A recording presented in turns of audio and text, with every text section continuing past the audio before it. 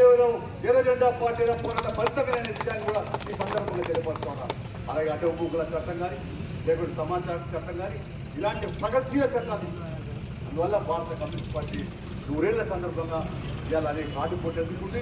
చాలా మంది వల్ల అనేక ఏదో చేస్తా ఉన్నారు. ఎప్పుడైతే మీకు ప్రభుత్వం, ఎప్పుడైతే మీకు సర్కారు, మీరు ఎమ్మెల్యేలు లేరు, ఎంపీలు లేరు అంటా ఉన్నారు.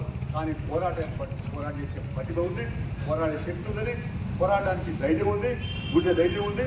ఆ వైపు నేను పోతా ఉన్నాం. ఏదైనా కూడా కారణం ఏమిటి అని పరిశీలిస్తే ఇలా కమ్యూనిస్ట్ పార్టీ నుంచి, సిపిఐ నుంచి, సిపిఎం నుంచి ఎమ్మెల్యే అనేక రకరకాల పార్టీలు ఎర్ర జెండా పార్టీలు ఏర్పడ్డాయి. అందుకని ఈ తల్లి పార్టీగా మరి జాతీయ సమితిలో జాతీయ మహాసభలు కూడా తీర్మానం చేశాం.